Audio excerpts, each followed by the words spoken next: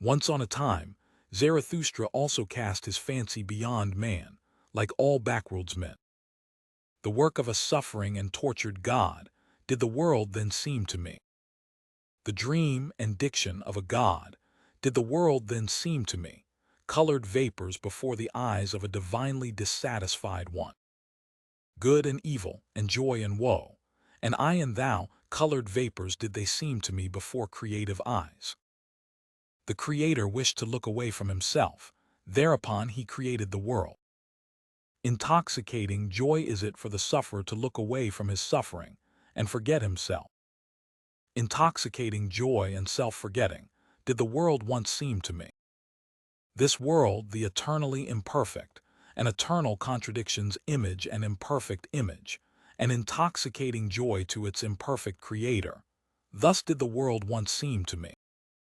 Thus, once on a time, did I also cast my fancy beyond man, like all backworldsmen. Beyond man, forsooth. Ah, ye brethren, that God whom I created was human work and human madness, like all the gods. A man was he, and only a poor fragment of a man and ego. Out of mine own ashes and glow it came unto me, that phantom. And verily, it came not unto me from the beyond.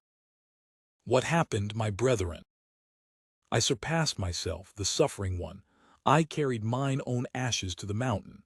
A brighter flame I contrived for myself. And lo, thereupon the phantom, withdrew from me. To me, the convalescent, would it now be suffering and torment to believe in such phantoms. Suffering would it now be to me, and humiliation. Thus speak I to backworldsmen. Suffering was it, an impotence that created all backworlds, and the short madness of happiness, which only the greatest sufferer experienceth. Weariness, which seeketh to get to the ultimate with one leap, with a death leap. A poor, ignorant weariness, unwilling even to will any longer, that created all gods and backworlds. Believe me, my brethren, it was the body which despaired of the body.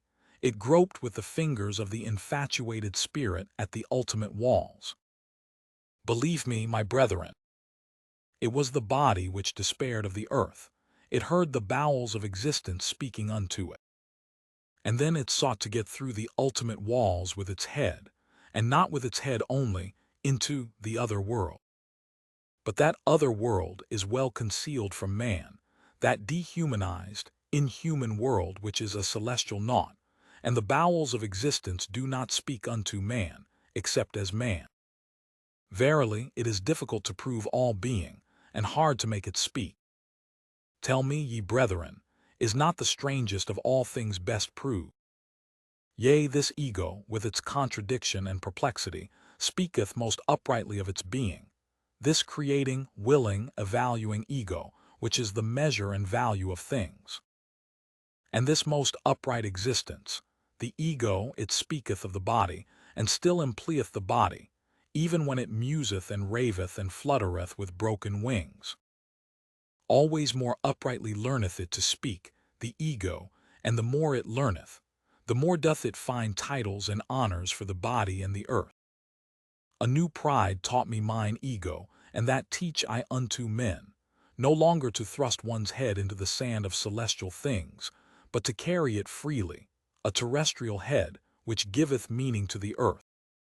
Anew will teach I unto men, to choose that path which man hath followed blindly, and to approve of it, and no longer to slink aside from it, like the sick and perishing. The sick and perishing, it was they who despised the body and the earth, and invented the heavenly world and the redeeming blood drops, but even those sweet and sad poisons they borrowed from the body and the earth. From their misery they sought escape, and the stars were too remote for them.